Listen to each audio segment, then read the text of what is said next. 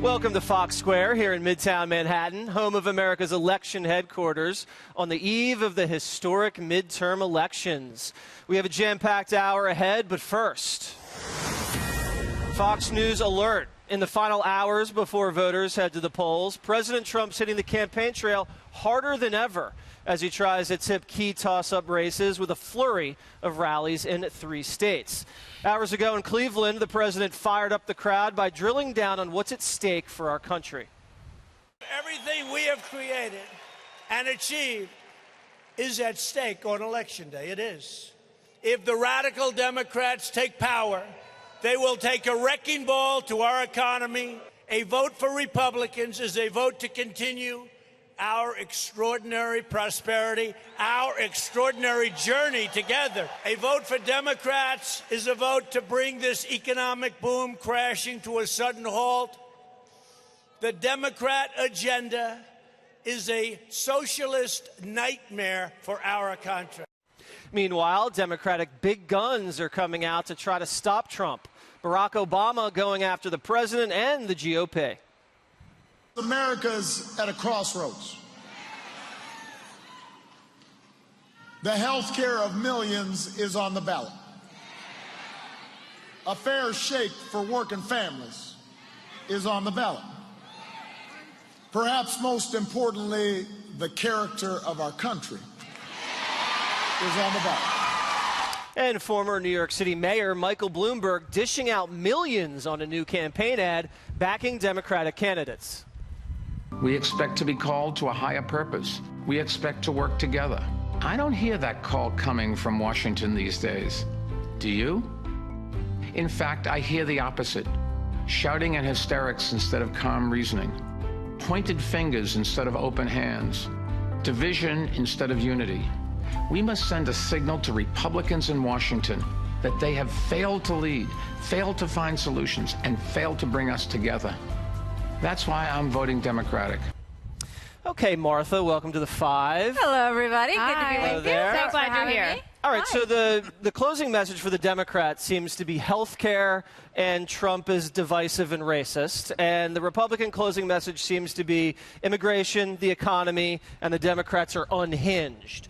Are any sides making any traction, you think, on those messages? Well, I mean, we're seeing the polls narrow, surely. It's now just +3 for the Democrats in the latest read of how this is going to go. And, you know, I think we've learned a lot about polling in recent years, so I think it's going to be very interesting to see how this whole thing shakes out. But in terms of those messages, I can't help but feel that they kind of scrambled to them in the final weeks. You know, I think that the Democrats were lacking a cohesive message other than resistance, which clearly has been their main mojo for the past couple of years. And I think Republicans have been having this, you know, sort of schizophrenic reaction to where they should be. A lot of folks like Paul Ryan feel that they should be very focused on the economy. The economy is doing great. It's a pretty easy argument. The president has gone more for the jugular with immigration and the caravan. He's betting that that's going to help some folks along the way, and probably he's betting that ultimately it's going to help him. Juan, what do you think about the Democrats bringing out the big guns? Barack Obama, Joe Biden, Mayor Bloomberg dropping millions at the last week. What do you think about that? Well, I think that's good news for the Democrats, especially I think Bloomberg is a former Republican. I think people have a clear sense something's wrong if you get Bloomberg absolutely saying, you know, the message that comes from this White House is one of division, hatefulness, finger pointing, as you saw in the ad, Jesse.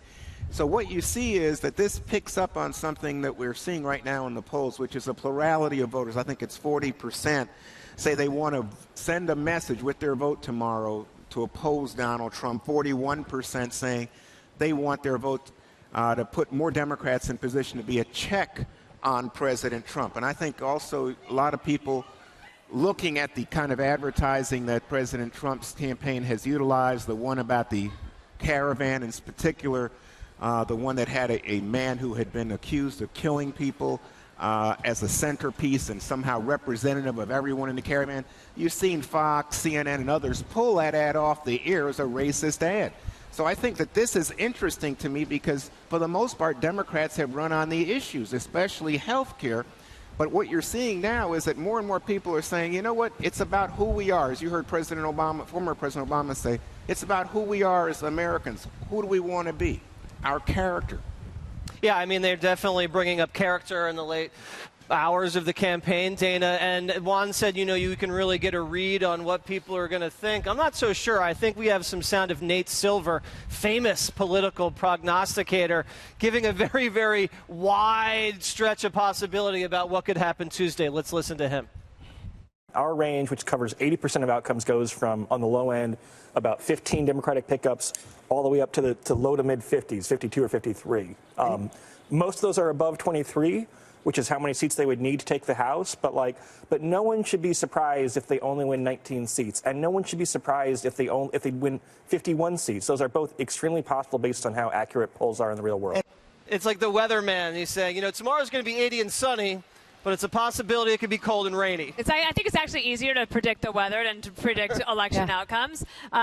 Even if they're the extremes, what he was talking about, like the Republicans hold the House or the Democrats sweep it with 50 seats, both of those, there's a chance. There's smaller chances. There's probably going to be something in between. I do think also that the gubernatorial races are super important. The Republicans have dominated in the states for so long, like maybe 12 years, and politics cycle, and so it looks like the Republicans are going to lose several of those governorships, and the ones to really watch, I think, for if you're thinking about President Trump's reelection, Florida and Ohio, because 2020 you do the census and you do redistricting, that will have a big impact.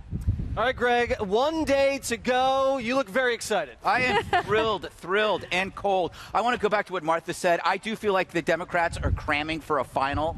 They're all hopped up on Ritalin and coffee because they don't have a message. This is what the Democrats are faced with: an economic boom, GDP, wages, jobs. Foreign policy, almost the destruction of ISIS. It'll take some time.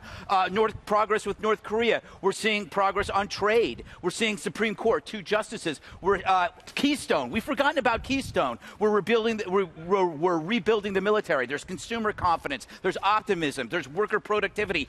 Any one of these singularly as an achievement is something you could run on. The problem with Trump is he's got too many good things. And so all the Dems have is hate.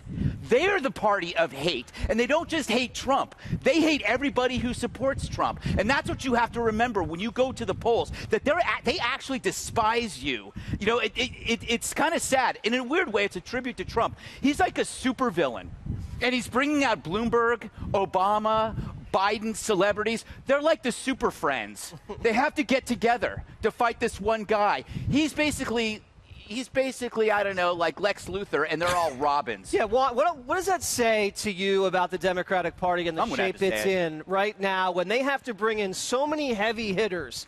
A president who just left office just 2 years ago, coming and campaigning this aggressively and this partisanly against his successor. It's not necessarily unseemly, but it's never really happened to this extent before. Does that mean that the Democrats are so threatened that they have to come in with the heavy artillery this late? Well, he has the bully pulpit. He's the president. So he can do things like send troops to the border for no reason. He's the one who can make an issue out of no issue in terms of the caravans. Oh, it's a threat. It's an invasion. Your children, pull the children in the house. I mean, it's just madness. And so I think what you're seeing is a number of top Democrats willing to step out in an unorthodox fashion because they see this as a critical moment. I noticed in a lot of ads, both on the Republican and Democratic side, people are saying, Jesse, this is the most important election in our lifetime. Well, they don't have a message other than we hate Trump. And I'll tell you one thing. That is so ridiculous, I'll tell you one thing. Greg. What if is they don't get a healthcare? blue wave, they're going to blame the White Russian. Oh, yeah. What is health care? Isn't that an issue? All right. Oh. Well, listen, Juan, we also have seen Democrats really come to the center on immigration.